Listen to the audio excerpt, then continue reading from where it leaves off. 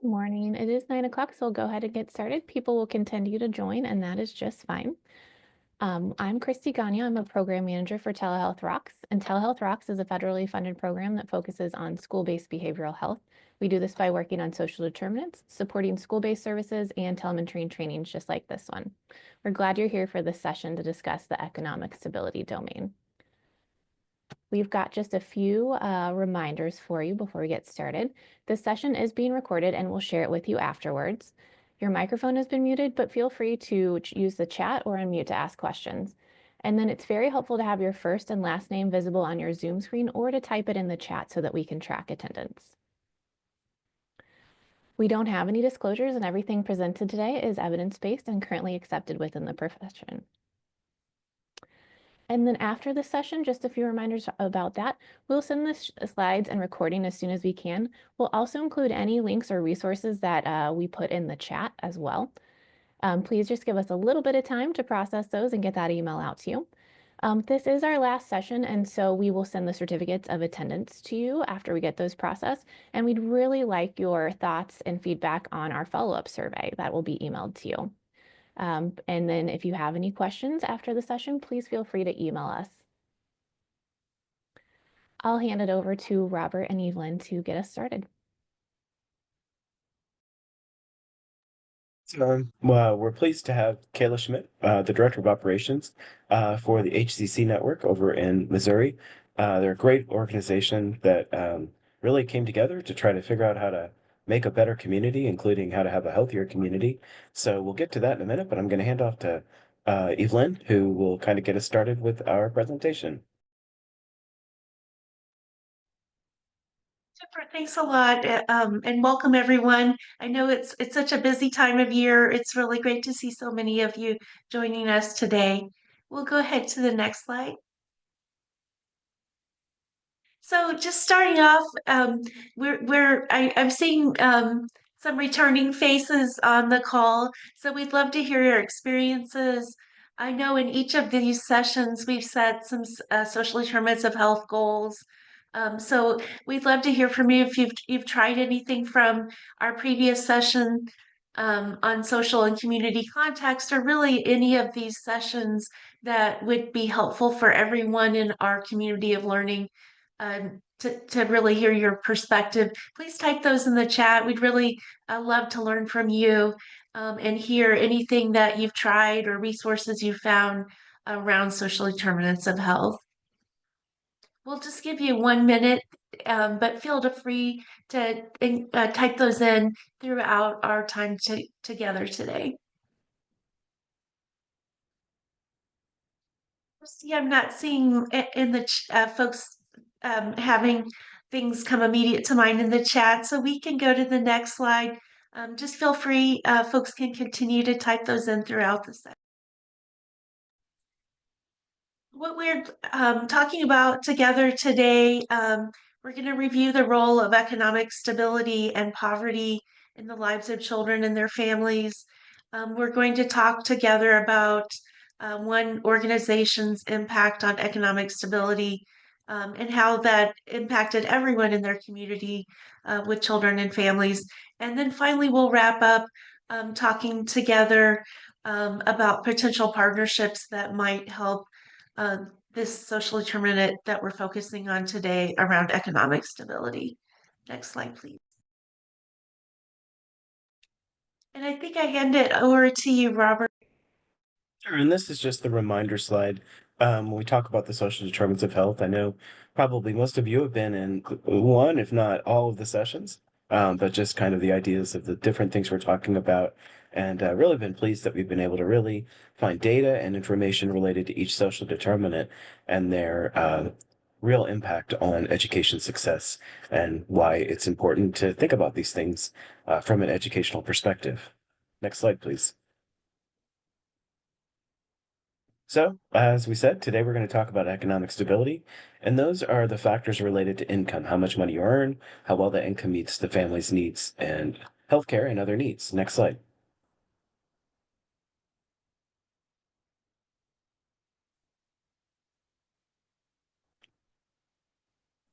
So I think this one is still mine, so we'll talk about it.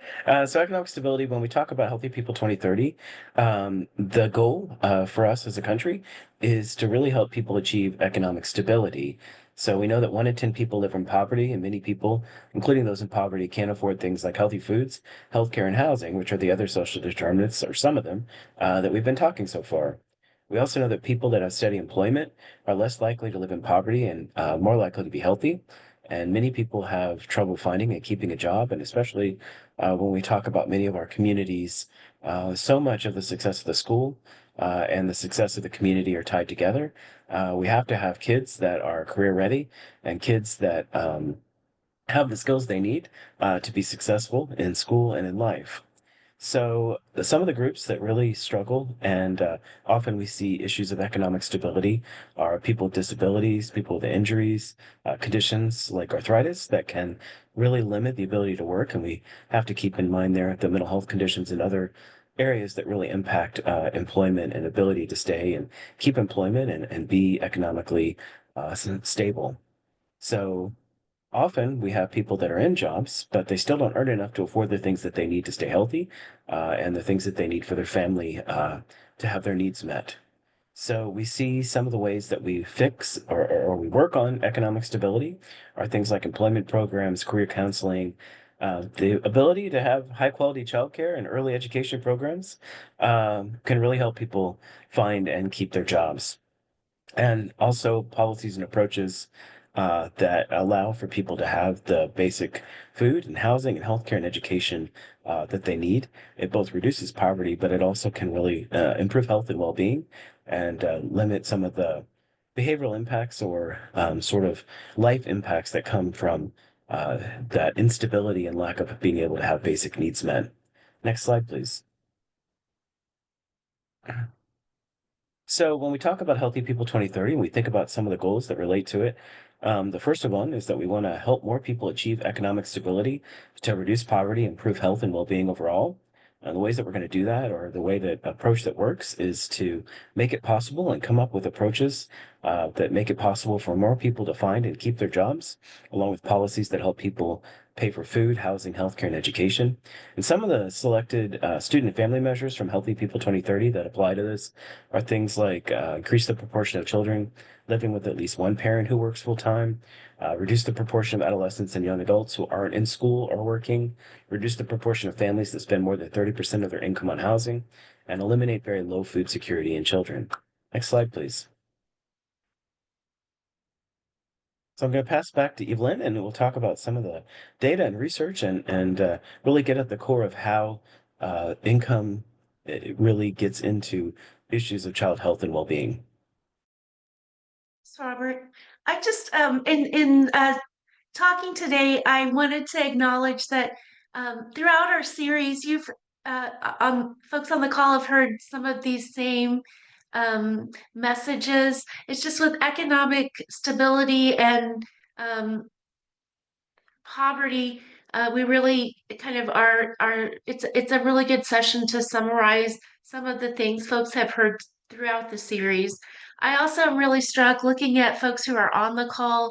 We have a just a really deep experience and expertise about helping families with economic stability and addressing challenges of poverty. So I just really encourage folks on the call to type in the chat or unmute as we go through some of these slides that are talking about poverty and impacts on children and families.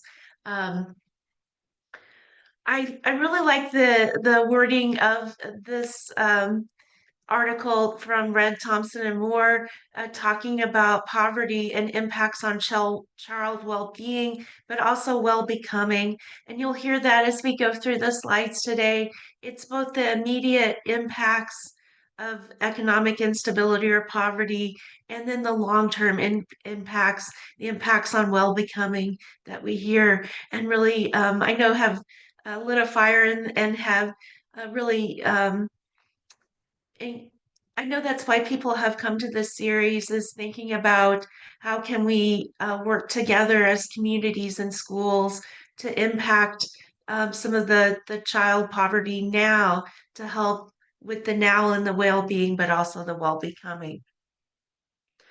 Um, as I was thinking about stability, I kind of had in my mind like the balance beam and some of those analogies that I know we've heard over time, but with what we're talking about today, really with economic stability, it's kind of the balance beam on the floor and it's 2 feet wide, so it's that that cushion and stability that we think about when we're talking about more poverty and impacts of poverty. It's more that 2 inch balance beam and really not knowing which step is next and having a lot of just unknowns and insecurity, having that balance beam 10 feet off the ground. And I think you'll hear kind of that feeling and the negative short-term and long-term effects as we go through the slides today. This first one is just really a summary talking about research indicating that children who experience poverty, they have increased risks for negative outcomes really across all the important areas of childhood, across cognitive, academic, social health, and long-term economic outcomes. We especially see those harmful effects on children and families who are in extreme or persistent poverty, and really with our youngest children. I know we've heard that in our early childhood series that some folks on this call are also attending, but really that's 0 to 6 year frame, really seeing even higher levels of childhood poverty in that really early age range. Next slide, please. So this is a reminder slide about when we talk about poverty, what does that look like in numbers? Of course, there's a lot that figures in more than just one number on paper, but just kind of to help us be talking apples to apples, thinking about the current poverty level. So with a family of four, looking at the poverty line being at around 32,000. I think it's just for me a really good reminder that today we're talking about poverty, but folks who are close to that line and may not meet the line, it's still a real struggle, and some of the negative impacts we're talking about can impact those families as well. Next slide, please. And then this is my reminder slide for myself. Sometimes there's the misperception that there is somehow some differences, urban and rural. What we see is that non-metro children and families are often at more risk for poverty than metro. And again, I don't know that that's news to anybody on this call, but it's just a reminder that children and families really can struggle across geographies. Of course, there's a lot of variability in different, more specific regions and areas, but just in general, this is just a reminder that children and families we also see them struggle in rural and frontier. Next slide, please.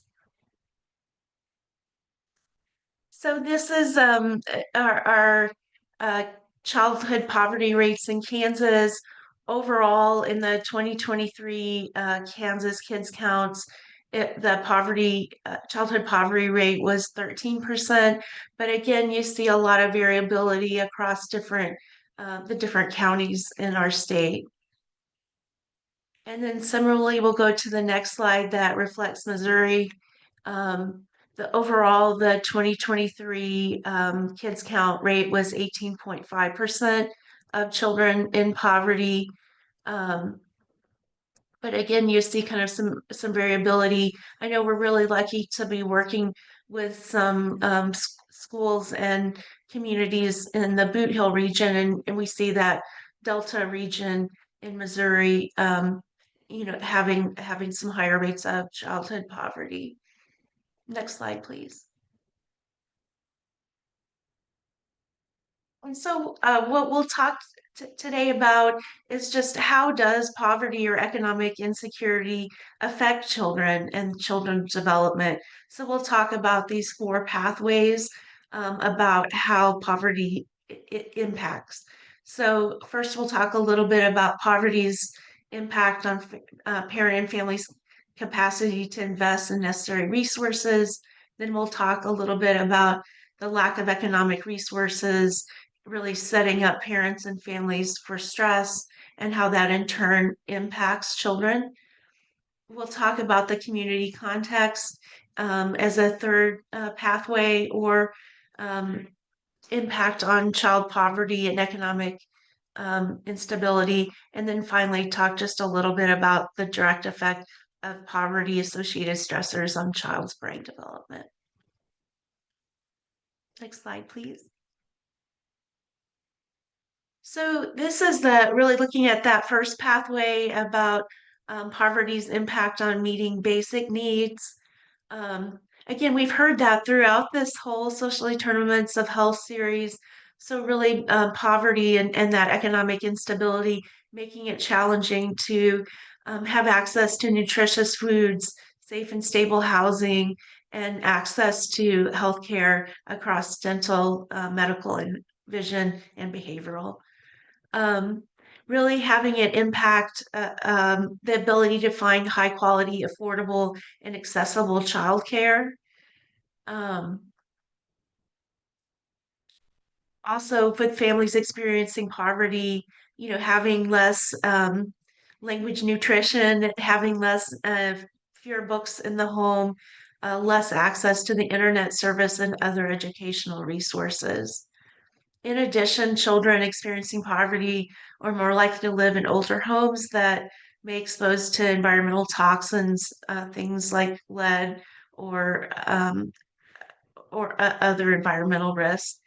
And then finally, the negative impacts of poverty in living in more crowded conditions or experiencing homelessness.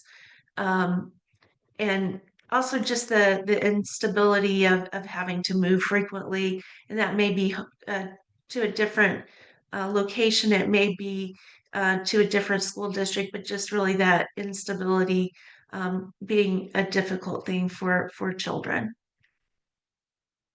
Next slide. Thank you.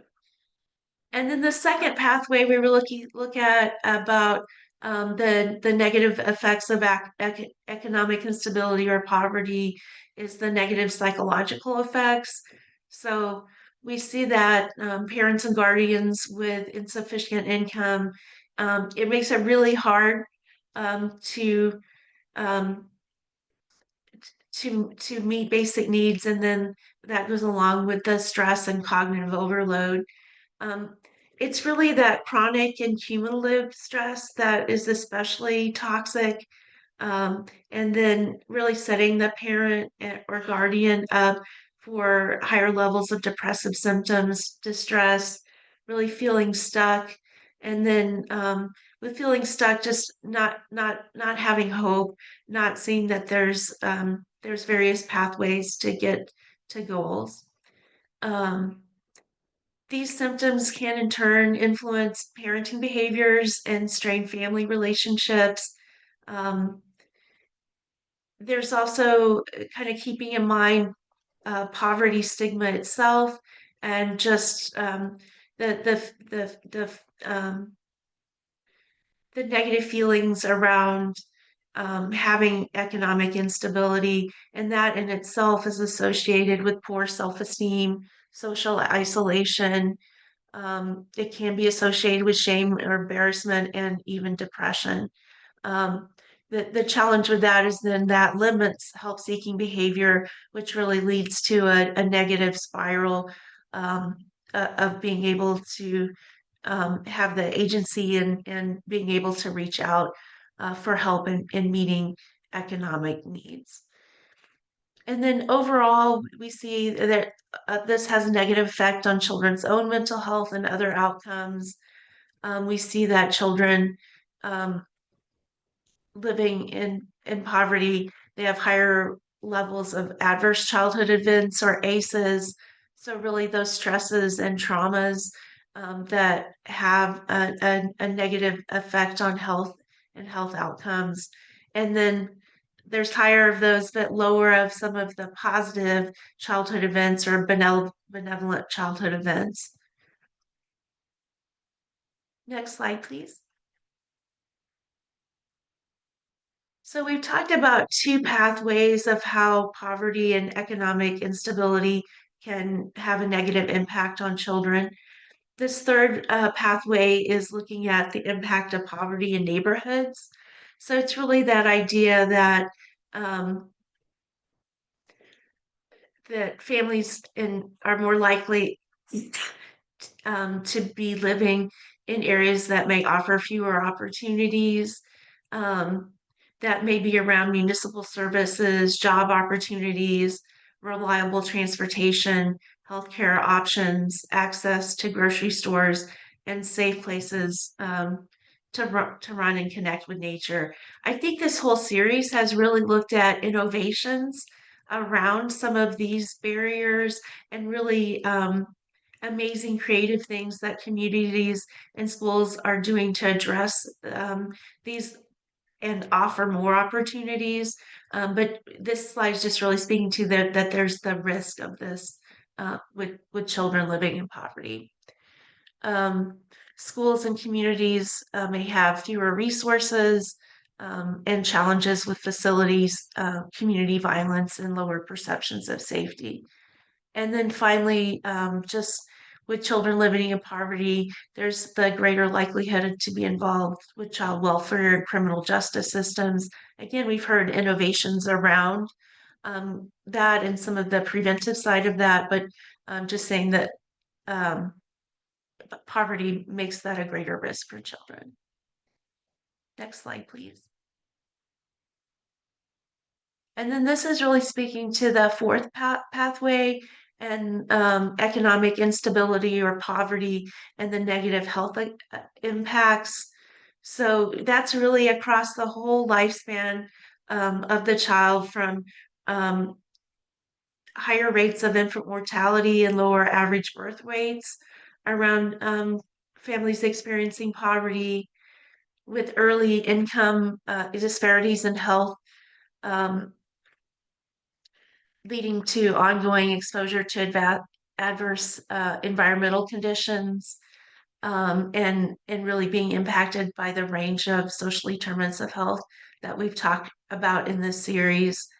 Um, Really looking at the negative effects on physical health, which include increased risk of injuries, more frequent and severe chronic conditions, really across the range of conditions: asthma, diabetes, problems with hearing, vision, and speech, being more at risk for acute illnesses, having poor nutrition and growth, being at risk for lower immunization rates or delayed immunization, and finally, increased risk of obesity and its complications.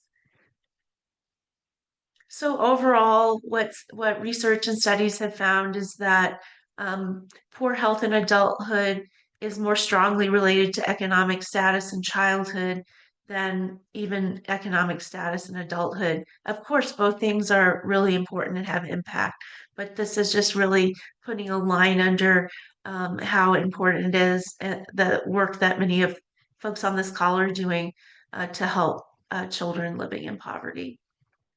Next slide, please. And then this is really speaking to more economic instability and the impact on cognitive and academic outcomes. Um, so we see that income-related disparities can be observed in infancy. These early disparities in the brain, they may impact the executive functioning, language development, and memory. A lot of this we're still learning, and a lot of research, even in our with our own colleagues in our pediatrics department, um, we're learning more in this area every day. Early income-based differences in cognitive development, we see that impacting school readiness skills, both gross and fine motor skills, social and emotional competence, language and numeracy skills, memory and achievement. And we see that over time, then those early readiness skills and cognitive skills that living in poverty then impacts some of the larger school achievement. So being able to have school engagement, poverty is more associated with poor school attendance, um, poor graduation rates, and then um, college and career readiness. Um, all of those things are impacted. And then on the good news side, we do see that there's interventions that address these factors can have a really important impact, and it improves school readiness and academic outcomes. Next slide, please. And then this is really summarizing some of the economic instabilities, negative impacts on social, emotional, behavioral, and mental health outcomes. So children and adolescents in families with low incomes are at greater risk for mental health challenges and higher levels of stress, depressive symptoms, and anxiety. Um, there's negative impacts on relationships with peers and developing those relationships, resulting in some of the internalizing or depressive symptoms that were just mentioned, as well as some of the more externalizing um, symptoms that children can experience. We see that these are especially pronounced when there's both economic instabilities and other co-occurring stressors. This is examples of some. I'm sure folks on the call could add to this list as well. It's just that idea of cognitive stress. So it's the not just the one thing, but many things that kind of set up challenges in these areas for children. Early care and education programs, home visiting, nutrition, health, housing, income supports, and other social services have been shown that they can mitigate and lessen these impacts. Um, and then I just really want to make sure we're talking about the presence of a stable, supportive caregiver can also really lessen some of the negative impacts that can be associated with poverty, and just how powerful it is to have that protective factor, having that one person that's crazy about the kid and really is their champion and helps really reinforce the positives. Again, that really can be a counterbalance and really help mitigate some of the economic instability challenge uh, impacts that we're talking about with this slide and throughout this presentation. Next slide, please. And then finally, kind of talking about economic instability and childhood poverty has long-lasting impact. So just risk of children who experience poverty being more at risk to experience poverty and other forms of economic hardship into adulthood. And really seeing that it can also have impact on lower life expectancy. In one study, it was found that adolescents experiencing poverty at 18 had over a decade a lower life expectancy than their higher income peers.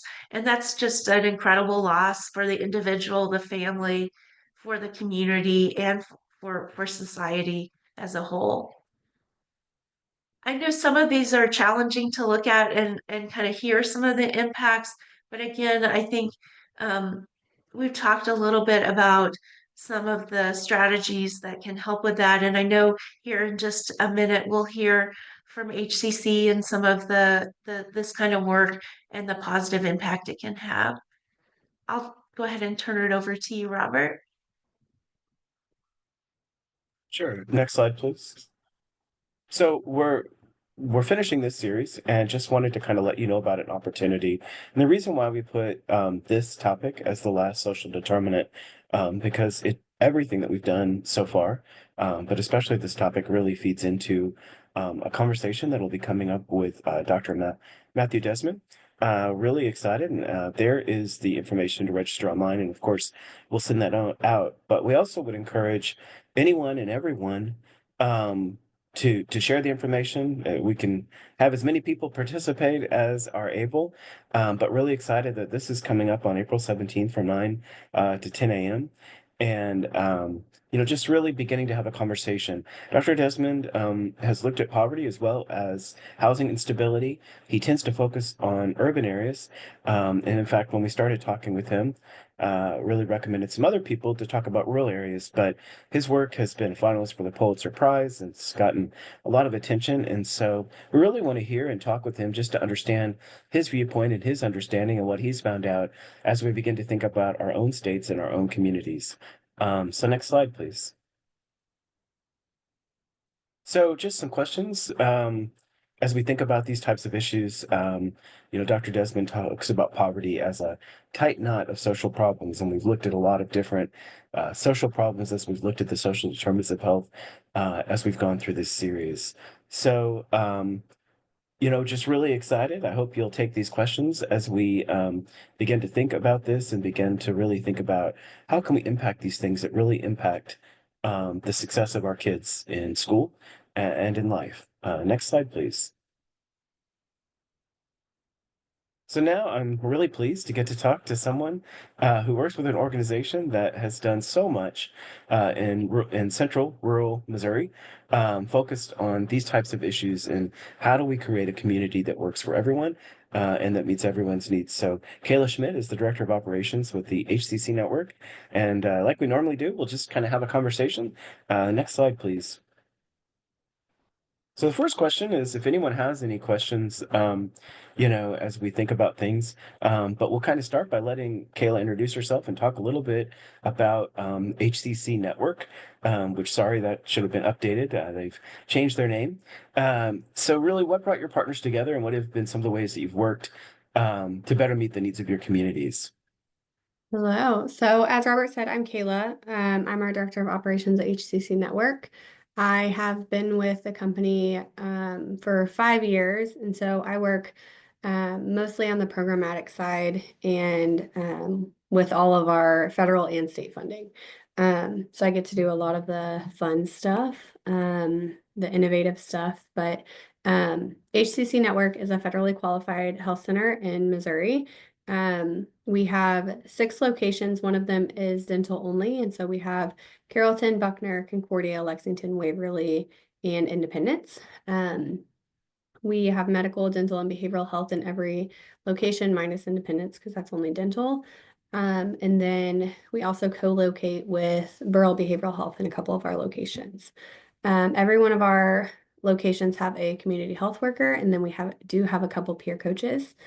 In addition to our standalone clinics, we also have 2 mobile units. And so one of them serves primarily dental, and then one of them is medical and behavioral health. So kind of the concept where HCC came about was originally the community was working on projects like walking trails, greenhouses, food storage for the schools. All of those things were identified on the community needs assessment. So as those things were getting implemented, the need for affordable access to care continued to be an unmet need, which prompted HCC to open our clinic in Waverly, which was our first clinic. The original board members were the For Life Center, which is located in Lexington. We had our local health department.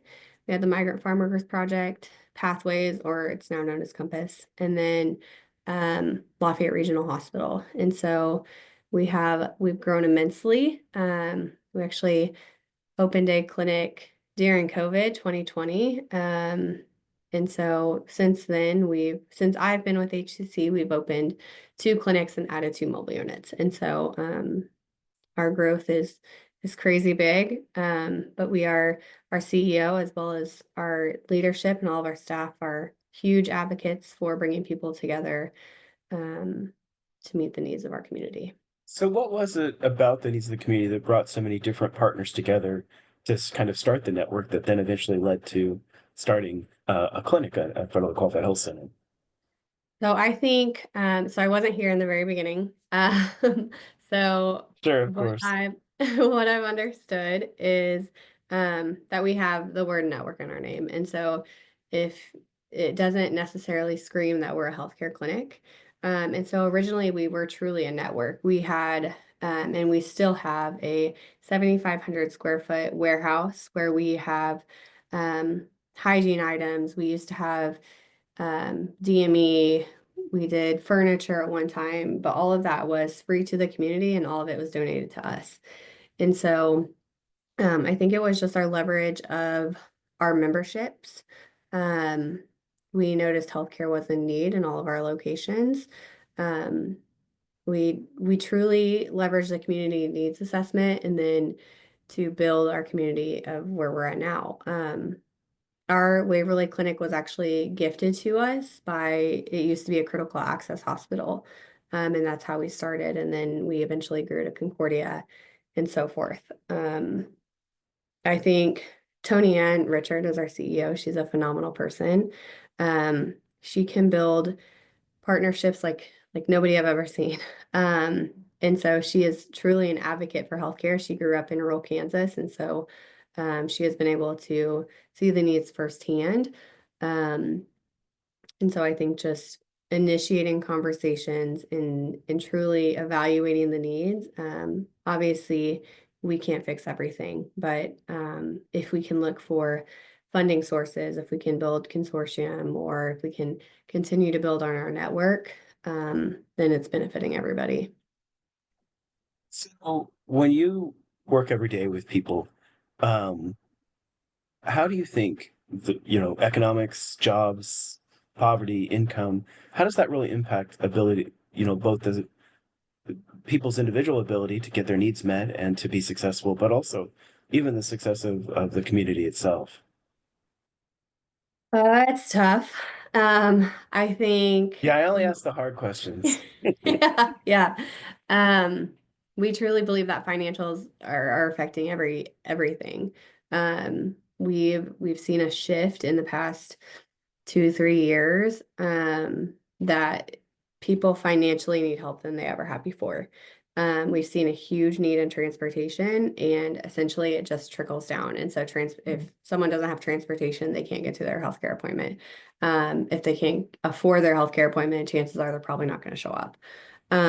Which is why we've kind of implemented our dental and mobile or medical outreach teams to meet the person where they're at. And so our outreach team is phenomenal. I know one of them is on this call. I'm not going to call her out. Um, but they are a fantastic team. They have grown our outreach program tremendously. And I think it's truly about meeting people where they're at. With our outreach program, there are a multitude of services that are grant funded, whether that be through federal funding or state funding. And so those are somewhat specific, especially our school-based funding. But I think we're truly all about meeting the patient where they're at, especially in these times. We will transport a person to an appointment. We will show up to the school and do a full day of dental work. And so financials are tough, but which is, I mean, it's also why we've kind of geared towards that CHW model. They're able to do the food stamp applications and the Medicaid applications, and they're truly for the patient. So you referenced working with schools a little bit. Tell me a little bit about that and why do you think it's important in your community to kind of engage and work with and support schools? So some history on our school-based program is that prior to 2020, we had we had 2 community health workers actually located inside a school. And so those were per HRSA school-based sites. Since then, we kind of altered our model a little bit, and now we just take our mobile units to the schools. We offer sports physicals. Those are offered throughout the year, primarily in spring and fall, just because that's when the kiddos need physicals. Due to some funding, those are no cost to the student, which is a huge benefit. And the parent doesn't have to take off work, or they don't have to worry about getting them to their appointment or whatever that may be. We also have had a really successful dental outreach program in our schools. It's still growing every year. Like I mentioned, our outreach team is working on getting into another county and expansion on that. There they do, they do a full dental appointment. And so we have a dentist on the unit. We have a hygienist and assistants on the unit as well. I will say that the enrollment for those kind of ebbs and flows. We used to have a couple schools who we knew that we could fill a full day plus some, and now it's kind of shifted a little bit. And so I'll talk about that challenge and the advice for partnership a little bit later, or in the next few questions. Sure. Yeah, so let's talk first, and you've gotten into this a little bit, but let's talk first about in your daily work, working in your community, all the great things you guys do to get services into your community and go where the people are. What do you think, what are the important issues that you see that are sort of impacting and affecting kids and families in your community? I would say we're seeing a huge need for transportation. I would say overall financials, affecting their overall health. So if they're unable to pay for dental work, if they're unable to get a physical, we've seen a huge shift in vaccination rates, which I'm sure is across the country. We're also seeing a lot of like food insecurity. And so I would say in housing, truly all the social determinants of health. But I would say transportation, housing, and just financials are probably our top three. Because we're an FQHC, we do the sliding fee scale. And so that is helpful to patients. And we also have the grant funding to back if it aligns with the funding source.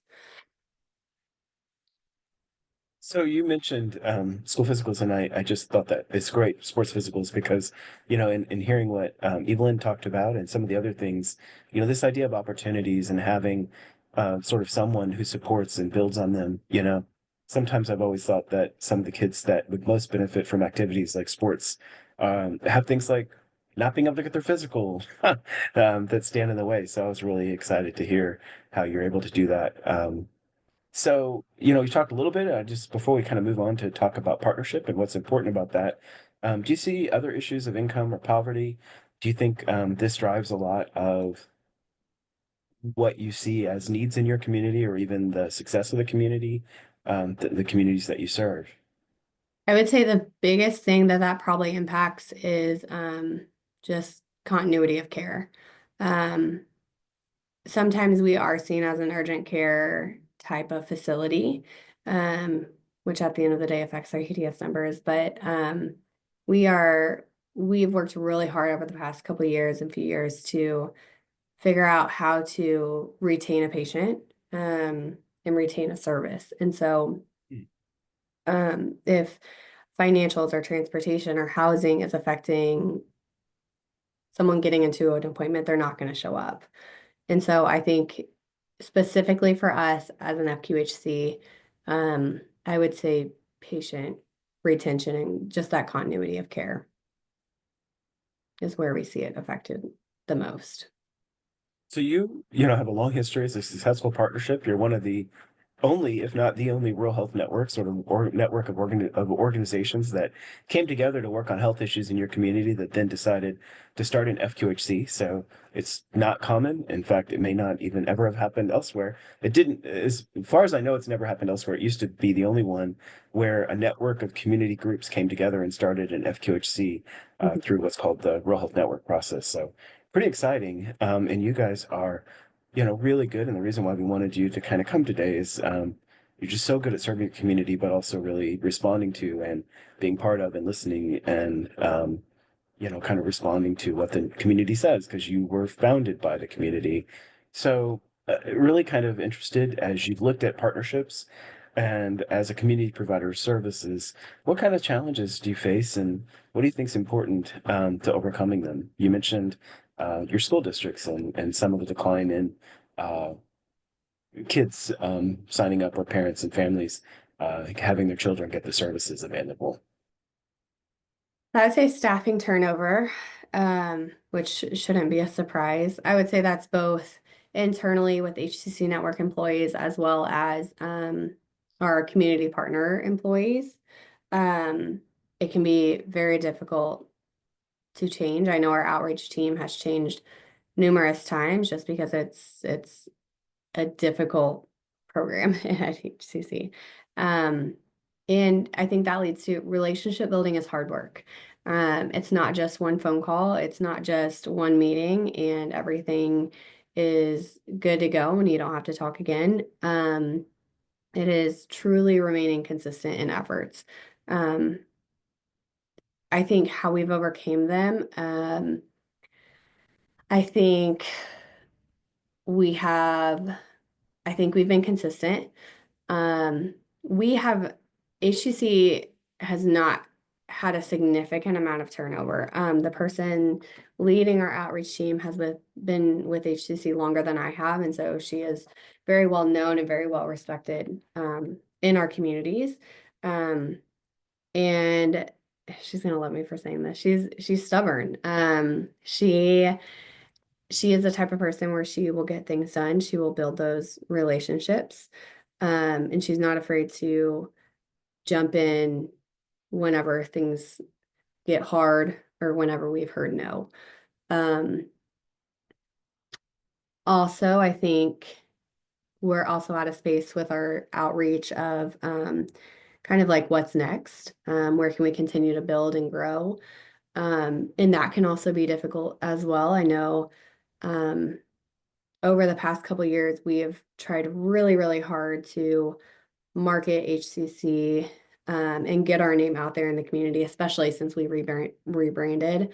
And so I feel like the organizations who we've partnered with thus far, they're kind of like, okay, we get it. We know who you are now. It's getting the additional partners and additional organizations to come together and kind of buy into our model in what we do. And I think that whenever organizations are able to see the successes and the impact on whether it's their students or their patients or their clientele, they're like, all right, we're on board. But it's all about consistency and that relationship building, which isn't easy. So you kind of touched on this, but kind of finish up. Just what's your biggest piece of advice when it comes to partnerships across the community, including partnerships with schools? But kind of how do you bring everybody together as you work on community needs? Oh, I would say no doesn't mean no forever. If we were told no 2 years ago, that doesn't mean that we'll get told no today. I would continue to advocate so hard for the individuals that you're working with and the services that you provide. What we're doing and what everybody is doing isn't easy work. It's very difficult, it's very taxing. But I think growing that network of community partners is so, so important. It's so vital to everyone's role and everyone's livelihood. That just to continue to advocate so hard. Keep with it. Be stubborn, right? Yeah, be stubborn. Well, thank you so much. It's For been sure. great. And HCC Network is, really a national model for how communities come together and meet healthcare needs and meet the needs of their communities. So I really appreciate you being able to join us today. Absolutely. Christy, I Thank think, you for having me. well, thank you. Christy, I think we're ready for the next slide. So I'll pass this to Evelyn if you want to kind of help us finish up today's session. I really appreciate everybody being here today. Yeah, I just want to encourage folks. I'm not seeing any questions right now in the chat. Christy can sure chime in if I've overlooked something. But anyone can feel free to unmute and just share any thoughts that they've had about HCCs sharing their experience or about our didactics about poverty. Listen, I just want to encourage everyone for all the sessions we've had with all the different people we've heard from as we've had these conversations about different approaches and partnership across all the sessions of this series. Any of these people are available if you have any questions, if you need any advice, if you want to do something similar to anything anyone's done in your community or in your school district, just reach out and we'll make sure and they will all happily talk with you and give you advice and do anything they can to help you out because we're all here to try to make things better for kids. Um, I do have one comment, which I think we all feel, from Janice Maynard that poverty feels overwhelming and that we're hearing about cuts in resources. And I think we are have to acknowledge and admit, it's sort of a time of change in our country. It's a time of change in our government. And some of these things are unclear. Some of the resources and programs, we're not so sure about. But I do think there will be, my word of wisdom is there is consistency. For example, I'd tell you that the new HRSA administrator, right? So Health and Human Services has different divisions. One of those is the Health Resources and Services Administration. When he was announced last week, he had been the HRSA administrator in the last Trump administration. One of the things that he trumpeted in his announcement of his resuming in the job was the work that he had done on both working with and supporting federally qualified health centers and expansion of funding to them, but also specifically expansion of resources related to behavioral health services. So I know that there's lots of changes happening and our government's making decisions about funding and it's a period of belt tightening, but I think there is some really strong commitments.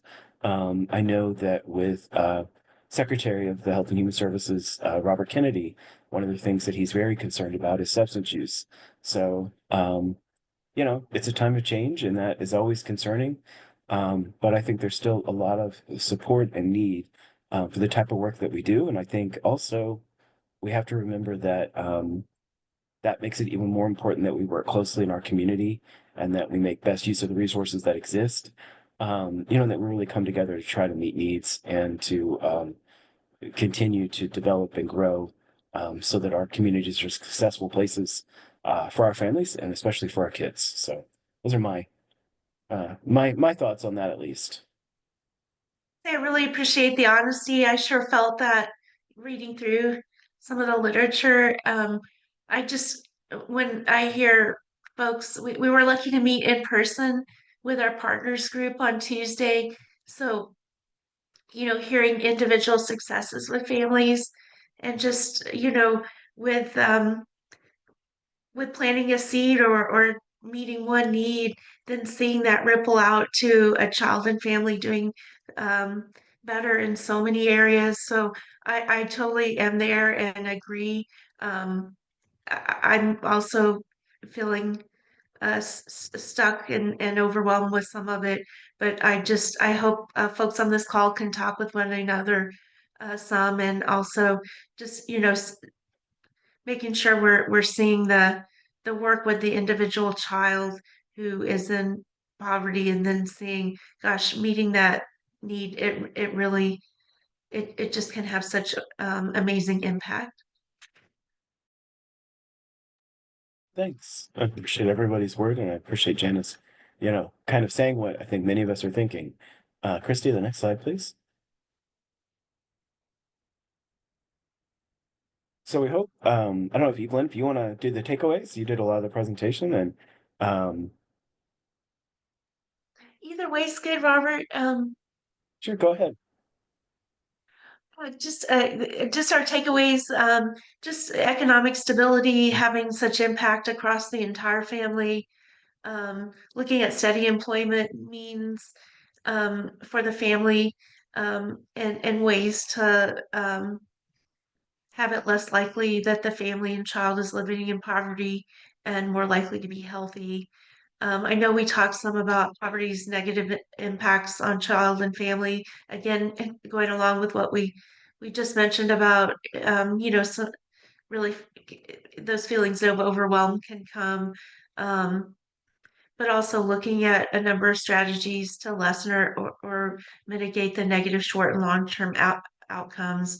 And then finally, we can impact social determinants of health issues in our communities, really by continuing these conversations and partnerships. We're really looking forward to the author event and other ways to advance the community of practice that this group has developed, and really wanting to hear from you all too about with the social determinants of health echo coming to a close, what's a next best step so we can make sure we're hearing the continued training needs and how we can help support these continued conversations. Next slide, please. Oh, I know we shared some resources, and all the slides will be shared out at um, the close of the presentation. Um, I know we'll work to get the certificates of attendance as well. I'll turn it over to Christy because I know you have more of the details about that. Sure. Well, thanks, Evelyn and Robert, for the didactic today about the economic stability domain. And thank you to Kayla for sharing about the HCC network and its impact on children and families. Thank you to everyone for joining us today. This is our last session, so we will, like always, send the slides and follow-up materials to your email. There is also a survey currently in your inbox, and we would love your feedback. It should only take 3 minutes or less. We try and keep them as short as possible, but we really do look at them and value your feedback and opinions. So we appreciate you taking a minute to take that. And then we will send the certificates just as soon as we've got them processed. We have enjoyed learning with you, and we hope you'll join us for future trainings. A conversation with Matthew Desmond is on April 17th, and we'll share information in the follow-up email about how you can register for that. So thanks, everyone. Have a great rest of your day.